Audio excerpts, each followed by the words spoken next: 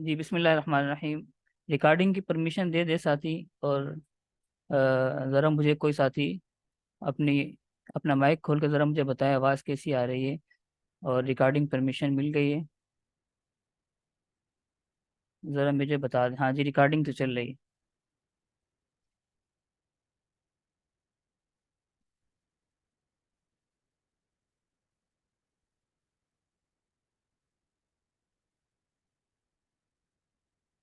بسم اللہ الرحمن الرحیم۔ کلاس ہم شروع کرتے ہیں، اور زیادہ جو ہے ساتھیوں کا انتظار کر بھی نہیں سکتے، ٹائم بھی اتنا نہیں ہے۔ 1 گھنٹے کی یا 1.25 گھنٹے کی کلاس ہوگی، یہاں ذرا لائٹ کا مسئلہ ہے، کوشش کریں گے انشاءاللہ پوری کلاس ہو جائے۔ آج کی کلاس آپ دیکھ لیں، عنوانات آپ کے سامنے ہیں۔ آج کی کلاس میں کچھ عنوانات ہیں بنیادی، اس پر ہم بات کریں گے۔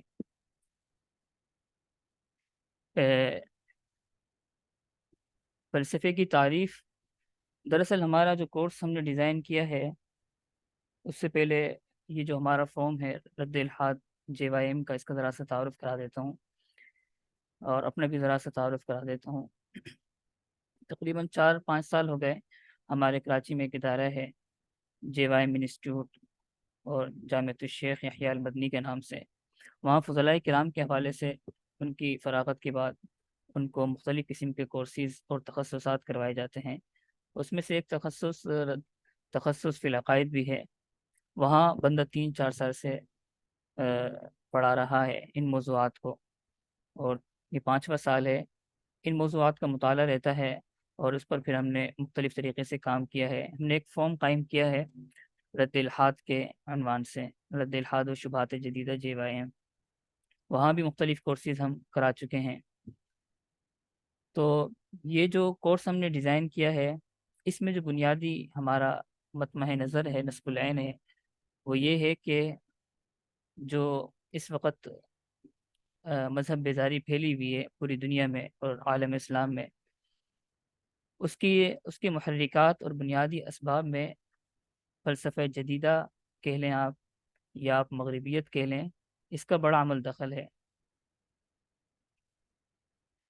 تو ہم نے کوشش کی ہے کہ چونکہ مذہب بیزاری یا لادینیت ہے، اس کے پیچھے مغربی فلسفہ کار فرما ہے، تو اس پر ہم کوئی کورس ڈیزائن کریں، اس میں جو خاص طور پر فلسفہ جدیدہ یا ماڈرن فلسفی ہے، اس پر تفصیلی اس کا تعارف ہو، اور بنیادی جو ہمارا ہے وہ تقابلی جائزہ، مذہبی عقائد، مذہبی احکامات کے ساتھ ان جو لامذہبی افکار ہے، اس کا ایک طرح سے تقابلی جائزہ لیا جائے۔ تو اس کے لیے کورس ڈیزائن کیا گیا ہے۔ اس سے ماڈرن فلسفی سے پہلے ہم جو فلسفہ قدیمہ ہے، یا آپ کہہ لیں یونانی فلسفہ ہے، اس پر ذرا گفتگو کریں گے۔ اور اس سے پہلے بنیادی معلومات، فلسفے کی مختلف شاخیں ہیں، فلسفے کی اقسام ہیں، اس پر بات کریں گے۔ اور آج کے سبق میں انشاءاللہ آخر میں یونانی فلسفے پر بات کریں گے۔ یونانی فلسفے پر ایک تو مشہور کچھ فلاسفہ ہے، اس کا نام آپ حضرات کے سامنے ان کا نام آپ کے حضرات کے سامنے آتا رہتا ہوگا، اور اس پر کچھ معلومات بھی آپ کے پاس ہوگی۔ لیکن حقیقت یہ ہے کہ یونانی فلسفہ کی مختلف کیٹیگریز ہیں، اور یونانی فلسفے کے بہت سے ادوار ہیں۔ ہمارے ہاں جو سقراط، افلاطون، اور اس کے علاوہ بقراط ہے، فیثاغورس کا نام آتا ہے، یہ بات کے ہیں، یہ یونانی کلاسیکل دور کا جو فلسفہ تھا، یہ اس کے فلاسفہ ہے۔ اس سے پہلے آپ کہہ لیں یونانی کالونیز میں یہ فلسفہ عام ہو چکا تھا، تو اس میں تفصیلات ہے، بہت سارے مختلف قسم کے افکار ہیں یونانی، اس پر انشاءاللہ تعالی ہم تفصیلی طور پر ایک ایک فلسفے کا تعارف پڑھیں گے آج کے سبق میں انشاءاللہ۔ چلتے ہیں آگے ہم پہلی سلائڈ کی طرف۔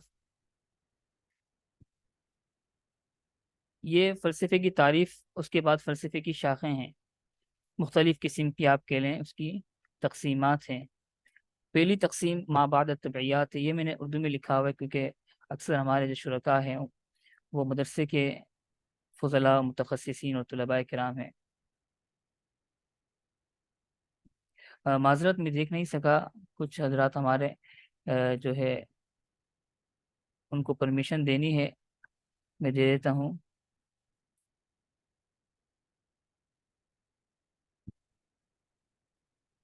ہاں میں جی جی جی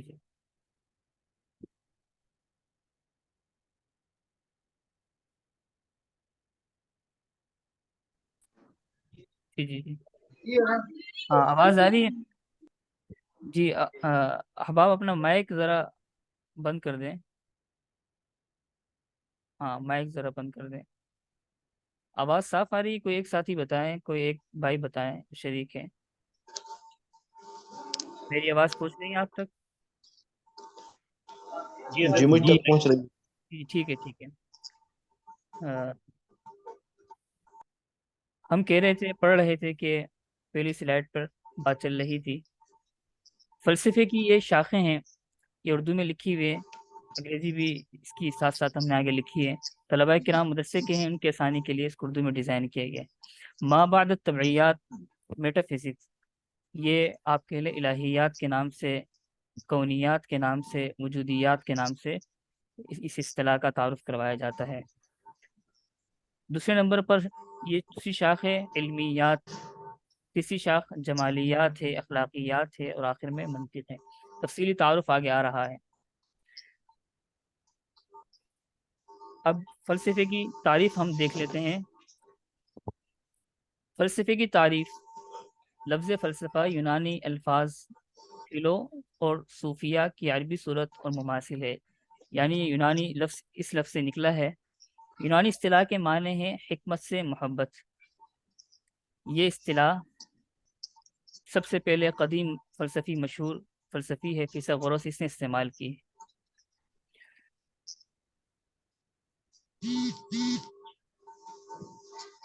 جی فلسفے کی بہت ساری تعریفات کی گئی ہے، ہم ان تعریفات میں نہیں جاتے ہیں. بہت ساری تعریفات ہر کتاب میں آپ دیکھیں، کوئی بھی کتاب آپ کھول لیں فلسفے کی، آخر میں انشاءاللہ ہم کتابوں کا تعارف بھی کرائیں گے. تو اس میں خلاصہ اس کو ہم آپ کے سامنے پیش کر دیتے ہیں کہ فلسفے کا موضوع وجود ہے. در حقیقت مختلف قسم کی تعریفات ہیں، لیکن کوئی متعینہ تعریف ابھی تک اس پر سب کا اتفاق نہیں ہو سکا ہے. خلاصہ یہ ہے کہ فلسفے کا موضوع وجود ہے. کائنات کی ہر شے اس علم میں داخل ہے. اور یہ سمجھے کہ فلسفہ کسی بھی شے کے متعلق اٹھنے والی بنیادی سوالات کا جواب فراہم کرتا ہے. آسان الفاظوں میں فلسفہ یہ چیز ہے جو کسی بھی شے کے متعلق اٹھنے والی بنیادی سوالات کے جوابات فراہم کرتا ہے. اگر وہ دین سے متعلق ہے تو اس کو کہا جائے گا کہ فلسفہ دین ہے. اگر تاریخ سے متعلق ہو تو کہا جائے گا فلسفہ تاریخ ہے. اگر اخلاقیات سے، اقداریات سے متعلق ہو تو اسے کہا جائے گا فلسفہ اخلاق. یا فلسفہ وجود سے متعلق ہو تو فلسفہ وجود. یہ فلسفے کی ایک بیسک اور عام فہم سی تعریف ہے. اس کے بعد ہم آگے چلتے ہیں. فلسفے کا دوسرے الفاظ میں آپ فلسفے کا مفہوم سمجھ سکتے ہیں. مثال ہم نے یہاں لکھی ہے. مثال کے طور پر پانی کی اجزائے ترکیبی. یہ کسی ساتھی کا مائک آن ہے، ذرا اس کو آف کر دیں، برائے کرم آف کر دیں، پڑھانے میں مشکل ہو رہی ہے. جی جی یہ کوئی بھائی ہے جن کا مائک آن ہے، ذرا آف کر دیں. یہ احمد ساحل، اپنا مائک آف کریں ذرا.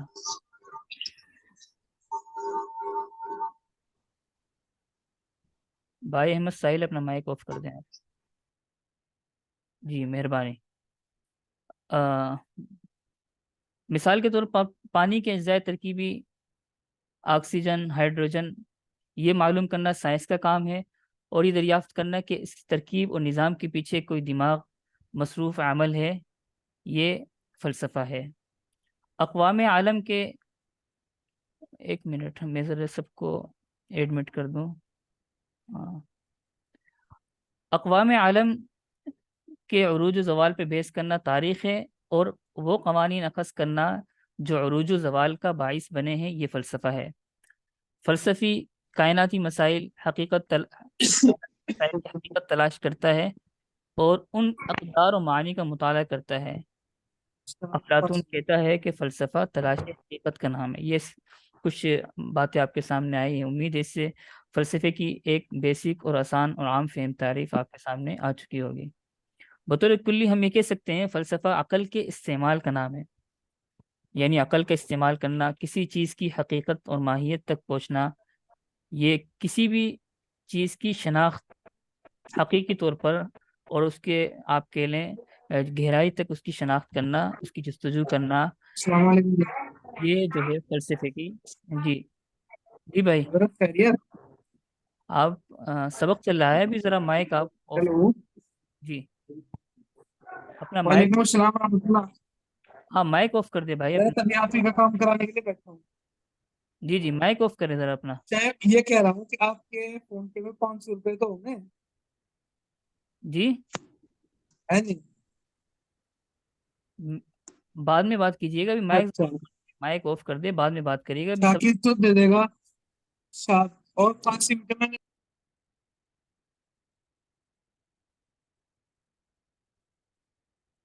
میں نے ان کو وہ کر دیا ہے. اچھا آگے چلتے ہیں.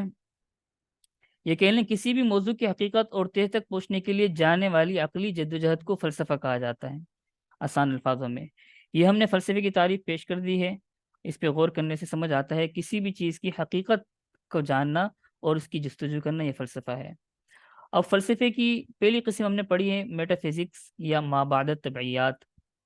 اگر ہم یونانی فلسفہ یا قدیم فلسفے کا مطالعہ کریں تو یہ چیز سامنے آتی ہے کہ یونانی فلاسفہ نے بھی اور سب نے الہیات اور مابعد الطبیعیات میٹا فزکس کو سب سے مقدم رکھا ہے. اور اس سے یہ سمجھ میں آتا ہے کہ نظر نہ آنے والی چیز کا تصور پرانے فلسفے کے اور پرانے جو فلاسفہ ہے ان کے ہاں بھی پایا جاتا تھا. لیکن ستم ظریفی یہ ہے کہ ابھی جو فلسفہ جدیدہ چل رہا ہے یا آپ کہہ لیں اس جدید جو سائنس چل رہی ہے وہ اس شعبے کا بالکل یہ انکار کرتی ہے. سائنس کا تو سمجھ آتا ہے، اس کا جو موضوع ہے وہ مشاہدہ ہے، تجربہ ہے، اس سے آگے وہ کام نہیں کرتی. لیکن جو فلسفہ جدیدہ ہے، 400 سال کا فلسفہ ہے، اس کے اندر بھی ان چیزوں کا ایک طرح سے جو مابعد طبیعیات ہے اس کا یا تو انکار ہے یا اس کا مرتبہ انہوں نے بالکل آخر میں کر دیا ہے. اب میٹا فزکس کے اندر کیا چیزیں ہوتی ہیں وہ پھر آپ کے سامنے میں رکھنا چاہتا ہوں. ذرا مائک آف کر دے بیٹا. وجودیات، ہاں وجودیات یہ پہلی قسم ہے. میں معذرت کے ساتھ میں پھر وہ ان کو ریموو کر دوں گا. اپنا مائک آف کر دیں. کوئی بات کرنی ہے تو ڈائریکٹ سوال پوچھ لیں میرے سے، لیکن مائک ایسے ہی کھلا نہ رکھیں، پڑھانے میں مشکل ہو جاتی ہے. میسیج پہ سوال پوچھ لیں یا چیٹ پہ پوچھ لیں یا مجھے ڈائریکٹ اگر مائک آن کرتے ہیں تو سوال ڈائریکٹ کریں، مائک ایسے آن نہ رکھیں. مابعد طبیعیات میٹا فزکس کی 3 قسمیں ہم نے نکالی ہیں مختلف کتابوں سے، میں ڈھونڈ رہا تھا. تو آپ اگر حصر کرنا چاہیں تمام اقسام کو، اگر آپ تلاشنا چاہیں تو یہ جو ہے 3 قسمیں بنے گی: وجودیات، کونیات اور الہیات. یہ مابعد طبیعیات کی بیسک شاخیں ہیں. وجودیات کسے کہتے ہیں؟ وجود سے متعلق تجریدی مطالعے کو، یعنی وجود کسی کا ہونا نہ ہونا. یہ مابعد طبیعیات کی ایک آپ کہہ لیں مابعد طبیعیات کا موضوع وجودیات بھی ہوتا ہے. اور کونیات یعنی آسمان زمین عالم کو کس نے بنایا ہے اور عالم کا انجام کیا ہوگا، ابتدا کیا ہوئی تھی. اس طرح کی جو بحث ہے، سوالات کے جوابات ہے، یہ کونیات میں پیش کیے جاتے ہیں. اس کے بعد پھر الہیات. الہیات آپ کے سامنے یہ لفظ آتا رہا ہوگا، یعنی کائنات کو کس نے بنایا اس کی بحث. کائنات کو کس نے بنایا اور کائنات کی ابتدا کیسے ہوئی ہے، اس پر گفتگو کرنا، یہ مابعد طبیعیات کا موضوع الہیات کی بحث شمار کی جاتی ہے. یہ ایک اس کی آپ کہہ لیں 3 قسمیں ہم نے آپ کے سامنے پیش کر دی ہے. اگلی سلائڈ کی طرف چلتے ہیں. یہ آپ کو سلائڈیں نظر آ رہی ہیں، اسی طرح سمجھ آ رہی ہے؟ یہ میں نے ذرا بڑا کر دیا ہے. ہاں ہاں جی، آ رہی ہے جی ٹھیک ہے ٹھیک ہے. بالکل صاف. ریکارڈنگ ہو رہی ہے تو انشاءاللہ اس میں بھی آپ آزاد دیکھ لیے گا. یہ مابعد طبیعیات میٹا فزکس کی ہم نے ایک طرح سے آپ کے سامنے جو ہے کچھ تعریفیں رکھی ہیں. یہ فلسفے کی پہلی شاخ ہے اور مرتبے کے اعتبار سے پرانے فلسفہ قدیمہ ہو اس میں پہلے نمبر پر اس شاخ کو مرتبے کے لحاظ سے ذکر کیا جاتا تھا اور اس پر بحث اور گفت و شنید کی جاتی تھی. وہ ساری کائنات جو ہمارے ارد گرد ہے، جس کا ہم بھی ایک جز ہے، اسے مادی کائنات کہتے ہیں۔ اس کا علم علم طبعی یا طبعیات کہلاتا ہے، اس کا علم طبعی یا طبعیات کہلایا جاتا ہے، جسے فزکس کہا جاتا ہے۔ میٹا فزکس یونانی زبان کا لفظ ہے جو میٹا اور فزکس سے مل کر بنا ہے۔ اس کے معنی ہے اوپر، آگے، یعنی فزکس سے آگے کی چیز، طبعیات سے اوپر کی چیز، یعنی وہ علم جو طبعیات سے آگے ہیں۔ اردو زبان میں کہہ لیں ماوراء الطبعیات یا ما بعد الطبعیات۔ اس لیے کہتے ہیں کہ علم طبعیات سے آگے کی باتوں کے متعلق زاویہ فکر دیتا ہے، اس پہ سوالات قائم کرتا ہے اور اس کے جوابات پیش کرتا ہے۔ یہ علم کے داخلی اور غیر مادی امور سے بحث کرتا ہے۔ غیر مادی امور یعنی جو نظر نہیں آتی، جو چیزیں مغیبات ہمارے شریعت کی اصطلاح میں، وجودیات، الہیات، کونیات اس کی ذیلی شاخیں ہیں، اور اسی طرح خدا، غایت، علت، وقت، ممکنات اس کے موضوعات ہیں۔ مابع طبیعت کے دوسرے الفاظوں میں آپ کہہ لیں ایسی چیزوں سے بحث کرنا جو اپنے وجود حصہ نہیں رکھتی، مثلا روح کیا ہے، انسانی بقا کیا ہے، خدا کیا ہے، آخرت کیا ہے، حقیقت اعلیٰ کون ہے، حقیقتوں کے آپس میں ترتیب کیا ہوگی، مقصد حقیقت کیا ہے۔ ان چیزوں سے متعلق بات کرنے کو ما بعد طبیعتی بحث کہا جاتا ہے۔ فلسفے کی یہ بنیادی اصطلاح ہے۔ امید ہے کچھ تعارف آپ حضرات کے سامنے آ گیا ہوگا۔ اس کے بعد پھر ہم آگے چلتے ہیں۔ پہلی شاخ کا ایک پہلی آپ قسم ہے، تقسیم ہے، اس کا کچھ تعارف عام فہم انداز الفاظوں میں آپ کے سامنے پیش کر دیا گیا ہے۔ اس کے بعد پھر اگلی شاخ کی طرف چلتے ہیں، بلکہ اس سے پہلے مابعد طبیعت پر ہم نے ایک جو ہے ایک آپ کہہ لیں اصطلاحی طور پر اس میں 3 اسٹیپس آتے ہیں۔ مابعد طبیعت کا کوئی طالب علم ہے، اس پر آپ کسی سے بحث کر رہے ہیں یا اس پر آپ مطالعہ کر رہے ہیں، تو اس میں 3 طریقے سے، 3 ترتیبات سے اس میں مطالعہ، گفتگو، بحث و مباحثہ کیا جاتا ہے، وگرنہ اس کے بغیر مابعد طبیعت پر آپ کی گفتگو تحقیق کے بغیر ہوگی اور اس سے کوئی مقصد حاصل نہیں ہوگا۔ نمبر 1، ترتیب حقیقت قائم کی جاتی ہے، جس کو کوسمولوجی انگریزی میں کہا جاتا ہے، یعنی حقیقت کی ترتیب۔ اس کو میں آگے تفصیلات سے انشاءاللہ بتاؤں گا۔ سب سے پہلے یہ ہے کہ ہمارے ہاں بلند مرتبہ سب سے اعلیٰ حقیقت کیا ہے، اور سامنے جو آپ کا فریق ہے وہ بھی بتائے گا کہ میرے نزدیک اعلیٰ حقیقت کیا ہے۔ اس کے بعد پھر کون سی حقیقت ہے، اس کے بعد پھر کون سی حقیقت ہے۔ ہمارے ہاں سب سے اعلیٰ ترین حقیقت کیا ہے، وہ اللہ تعالیٰ ہے، خدا۔ اس کے بعد پھر نبی ہے، پھر فرشتے ہیں۔ یہ ترتیب حقیقت ہے۔ اگر سامنے کوئی آپ کے میٹریلسٹ ہے، مادہ پرست ہے، ملحد ہے، تو اس کے ہاں جو ترتیب حقیقت ہو الٹی ہوگی۔ ان کے ہاں جو یہ سوالات کچھ آ رہے ہیں، میں انشاءاللہ اس کو میں بعد میں جوابات دیتا ہوں۔ جی جی، کیا سوال کر رہے ہیں؟ جی جی، پوچھ لیں اگر کوئی اہم سوال ہے تو۔ میں انشاءاللہ یہ سوالات سارے جمع کرتا ہوں، پھر آخر میں اس کے جواب دیتا ہوں۔ تو سامنے اگر میٹریلسٹ ہوگا، وہ آپ سے گفتگو کرے گا، تو وہ اپنی ترتیب حقیقت قائم کرے گا۔ اس کے ہاں میٹر ہے، انرجی ہے، جو بھی ہے اس کو پیش کرے گا۔ حقیقت فی نفسی ہی ہے۔ اس کے بعد پھر مقصد حقیقت، کہ حقیقت کا مقصد کیا ہے، غرض و غایت کیا ہے۔ ہمارے ہاں اس کو خدا اور بندے کے تعلق سے پیش کیا جاتا ہے کہ خدا حقیقت اعلیٰ ہے، اور اس کے بعد پھر جو مخلوق ہے وہ مطلب ایک طرح سے معبود ہے، عبادت کرنے والی ہے، اور خدا وہ معبود ہے۔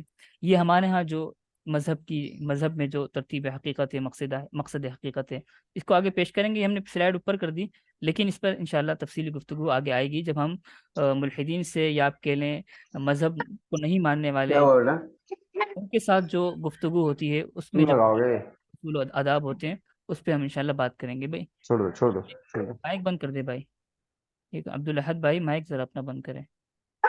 جی، مائک بند کرے بھائی۔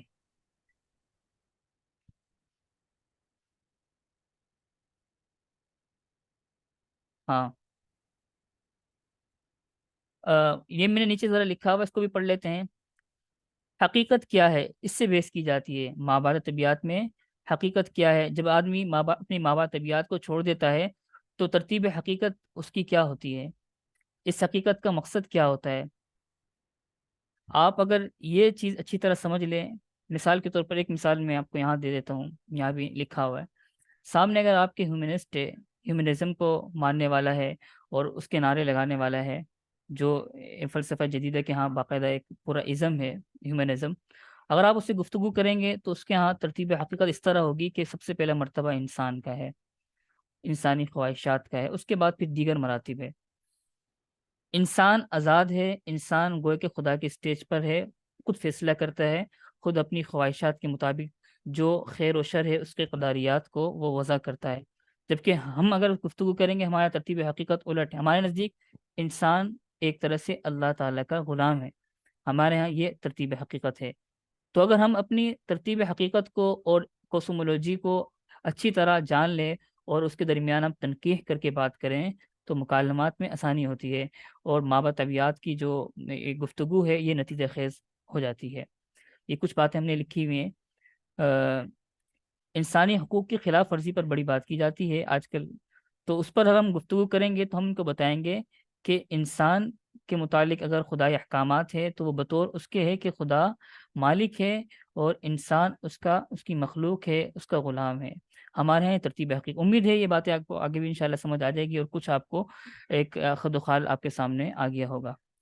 اس کے بعد پھر ہم آگے چلتے ہیں، دوسری شاخ کی طرف یا دوسری تقسیم کی طرف چلتے ہیں۔ جی، اس کے بعد دوسری قسم ہے علمیات، ایپسٹمولوجی کہا جاتا ہے۔ علمیات سے مراد یہ ہے کہ علم کیا ہے، علم کیسے حاصل ہوتا ہے، جاننا یا معلوم ہونا کیا ہے، لفظ معلومات کا مطلب بلکہ مفہوم کیا ہے، کیا واقعی ہم وہ جانتے ہیں جو ہم سمجھ رہے ہیں کہ ہم جان رہے ہیں۔ جو کوئی یہ سمجھتا ہے کہ وہ جانتا ہے مگر وہ حقیقت میں نہیں جانتا تو وہ کیا چیز نہیں جانتا، اور اگر کوئی یہ سمجھتا ہے کہ وہ جانتا ہے تو پھر وہ کیا چیز جان رہا ہے، حقیقت اس کے ہاں کیا ہے، حواس یا عقل کا علم میں کیا مقام ہے، تعقلات مثلا رائے، عقیدہ، علم، حقیقت، خطا، صداقت، امکان، یقین، اور آپ کہہ لیں مفروضے سے کیا مراد ہے، ان کا باہمی ربط کیا ہے، سر چشمہ علم کیا ہے، یعنی علم کا منبع کیا ہے، اور علم کے جو ذرائع ہیں، سورسز ہیں، ان میں مرتبے کیا ہے، علم کی صداقت کی کیا شرائط ہے، وغیرہ وغیرہ، اس پہ گفتگو کی جاتی ہے۔ یہ دوسری قسم آپ کے سامنے پیش کی ہے فلسفے کی۔ تیسری قسم جمالیات، یہ ذرا چارج پہ لگا دیں۔ ہاں، جی جی۔ فلسفے کی تیسری قسم ہے جمالیات۔ جمالیات آپ کے سامنے یہ لفظ آتا رہا ہوگا، ہم نے نیچے ذرا سا جو آپ کو کلر نظر آ رہا ہے یلو، اس میں لکھا ہے غمی اور خوشی کے اظہار کے پہلو سے بحث کو جمالیات کہا جاتا ہے۔ فلسفے میں، معذرت میں ذرا سا یہ چارج پہ لگا دوں لیپ ٹاپ، پھر آپ سے جی جی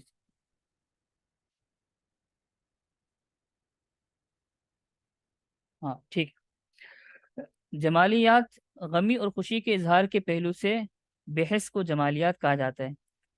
آپ کسی بھی مذہب میں، کسی مذہب نہیں کہیں، تہذیب کے لیں، قوم کے لیں، اس میں جو اس کا ادب اور لٹریچر ہوتا ہے وہ آپ ایک کہہ لیں کہ فلسفے کی شاخ جمالیات کے سے وہ پیدا ہوتا ہے۔ یعنی جمالیات کے تحت ادب، لٹریچر اور اس طرح کی جو چیزیں ہوتی ہیں، ناولز وغیرہ، یا آپ کہہ لیں آج کے زمانے میں مختلف طریقوں سے ان چیزوں پر گفتگو کی جاتی ہے۔ رومانٹک ازم پورا ایک فلسفہ ہے، وہ جمالیات کی شاخ ہے۔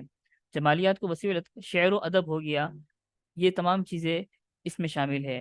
جمالیات وسیع الاطراف موضوع ہے۔ فلسفہ حسن و جمال، کسی بھی چیز کی خوبصورتی، حسن کے کیا معیارات ہیں، تنقید اور اس کی اقسام، ادب، آرٹ، ثقافتی مظاہر، سب چیزیں اس میں داخل ہیں۔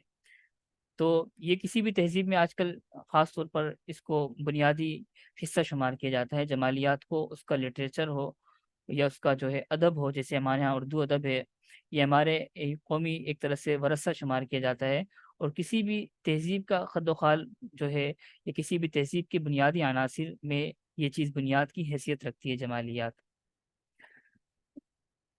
رومانٹک ازم کا جو فلسفہ ہے اس پر ہم گفتگو کریں گے، اس پر ہم نے کچھ مواد بھی جمع کیا ہے اور لکھا ہوا ہمارے پاس موجود ہے، انشاءاللہ اس کو میں شیئر کر دوں گا کہ رومانیت اور رومانٹک ازم کیا فلسفہ ہے، اور یہ فلسفہ جو ابھی خاص طور پر 300 سالہ ماڈرن فلسفہ ہے، اس میں اس کا کیا مقام ہے، اس کی کیا کیا صورتیں ہیں، اور مذہبی اعتبار سے اس میں کیا کیا خرابی ہیں، کیونکہ ہمارا جو کورس ہمارا ڈیزائن ہوا ہے اس میں ہم نے اوپر لکھا ہوا ہے کہ تنقیدی جائزہ یا تقابلی جائزہ وہ اس میں شامل کیا جائے گا۔ اس کے بعد پھر نمبر 4 فلسفے کی چوتھی قسم ہے اخلاقیات، ایتھکس۔ اخلاقیات کا مطلب یہ ہے کہ انسانی اعمال، رویے، احساسات، جذبات میں خیر و شر کیا ہے، اور خیر و شر متعین کرنے کے کیا پیمانے ہوں گے، ثواب و خطا کیا ہے، اور اعلیٰ و ارذل اقدار کیا ہے، یعنی اقداریات جو ہوتی ہے اس میں اعلیٰ اقدار کون سی ہے اور ارذل قدر کون سی ہے، ان کے معلوم کرنے کے کیا کیا پیمانے ہوں گے۔ اخلاقیات اقداریات پر کھڑی ہوتی ہے، اور آپ ایسا کہہ لیں کہ اقداریات کسی بھی مذہب اور تہذیب کے جو علم کے سورسز ہے اس پر کھڑی ہوتی ہے۔ ہمارے ہاں اگر علم کا سورس بنیادی وحی ہے تو ہمارے اقداریات وحی پر، قرآن و سنت پر کھڑے ہوں گے، اور ہماری اخلاقیات کا سر چشمہ بھی وہی جو ہے وحی ہوگی۔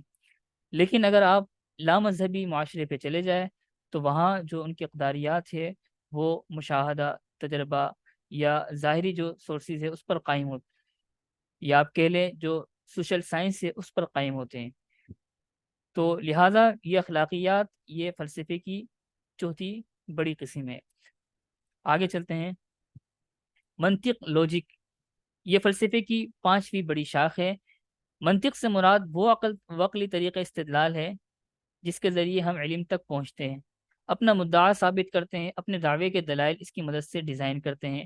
الغرض معلوم سے نامعلوم اور ثابت سے غیر ثابت کی طرف جو عقلی طریقہ استدلال کیا جاتا ہے اسے منطق کہا جاتا ہے۔ منطق یہ فلسفے کی شاخ ہے، اور آپ کہہ لیں عقلی طریقہ استدلال کا جو طریقہ ہے، عقلی استدلال کا جو طریقہ ہے وہ منطق ہے۔ اپنا مدعا ثابت کرنا، اگلے کے مدعا سمجھنا، اور جو ہے اپنے مدعا کے لیے پروف اور دلائل کو پیش کرنا، یہ منطق میں ہوتا ہے۔ آگے چلتے ہیں، یہ اقداریات، اس پر ذرا سی ہم نے سلائڈ بنائی ہوئی ہے، یہ الگ سے آپ اس کو الگ بھی کر سکتے ہیں، وگرنہ حقیقتاً یہ اخلاقیات کے تحت ہی شامل ہے۔ قدر کیا ہے اور قدر کی بنیادیں کیا ہے؟ میں نے جیسے آپ کو بتایا کہ کسی بھی تہذیب یا کسی بھی معاشرے کی بنیاد وہ اس کی اخلاقیات اور اقداریات پر قائم ہوتی ہے، اور قدر کی بنیادیں کیا ہے؟ اقداریات میں اس سے گفتگو کی جاتی ہے۔ کسی معاشرے میں لوگوں کی عقل فیصلہ کر رہی ہوتی ہے، وہاں پر جو ہے انسانی عقل کو ترجیح دی جا رہی ہوتی ہے۔ کسی معاشرے میں وجدانیات کو انسانی، ہم آگے پڑھیں گے، فلاسفے کی دو بڑی تقسیم ہے، جن میں سے بعض ایسے ہیں جو صفائے نفس اور دل کے مقام کو زیادہ بلند کرتے ہیں، اور دل کو اور وجدانیات کو ذریعہ علم شمار کرتے ہیں، اور بعض کے ہاں عقل بڑا ذریعہ علم ہے اور اس کو جو ہے زیادہ مرتبہ حاصل ہے۔ تو یہ اقداریات کی بنیادیں ہوتی ہیں۔ اقدار کی ترتیب کیا ہونی چاہیے، قدر کون دیتا ہے، اور اقدار کی ترتیب کیسے وضع کی جائے، یہ فلسفے میں، یا آپ کہہ لیں اس کو اگر الگ شاخ شمار کر رہے ہیں، الگ تقسیم شمار کر رہے ہیں، تو اس میں اس حوالے سے گفتگو کی جاتی ہے۔ یہ ہم نے فلسفے کی جو بنیاد، یا آپ کہہ لیں بڑی بڑی تقسیمات تھی، وہ آپ کے سامنے پیش کر دی ہے۔ اس کے بعد پھر یہاں آپ کہہ لیں جو تقسیمات ہم نے پیش کی ہے اور آگے پیش کر رہے ہیں، یہ فلسفہ قدیمہ اور فلسفہ جدیدہ دونوں کی تقسیمات ہیں ایک طرح سے۔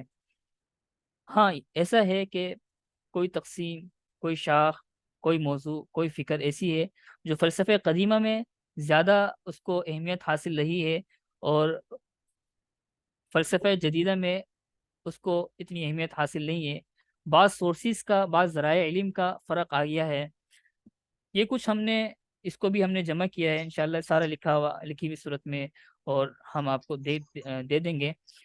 اس میں جو استدلال ہے اس کا طریقہ جدید اسلوب میں کیا فرق آ گیا ہے، اور پرانا جو فلسفہ، یا آپ کہہ لیں منطق کہہ لیں، اس کا جو طریقہ استدلال تھا، یا آپ کہہ لیں معیار استدلال تھا، اس میں کیا فرق ہے؟ کیا ذرائع علم میں فرق آ گیا ہے؟ کیا مزید ذرائع علم جو ہے وہ پیدا ہو گئے ہیں؟ مزید سورسز نئے سامنے آ گئے ہیں؟ اس میں تمام تفصیلات انشاءاللہ تعالی وہ ہم آگے پڑھیں گے۔ اب یہاں ہم پڑھتے ہیں فلسفے کے مکاتب فکر، یا اس کو کہہ لیں کہ فلسفے کی مختلف اعتبار سے یا مختلف فلاسفہ نے جو اپنی رجحانات، اپنی ذہنی رجحانات کے مطابق مختلف فلسفے کی کیٹیگری کی ہے، تو اس کے اعتبار سے مکاتب فکر کہہ لیں یا آپ کہہ لیں اسکول آف فلاسفی کہہ لیں، یہ ہم نے دو طریقے سے اس کی تقسیمات جمع کی ہے۔ نمبر ایک تقسیم ہے ثنویت، تصوریت، مادیت اور ارتیابیت کی۔ اس پر ہم ذرا گفتگو کر لیتے ہیں۔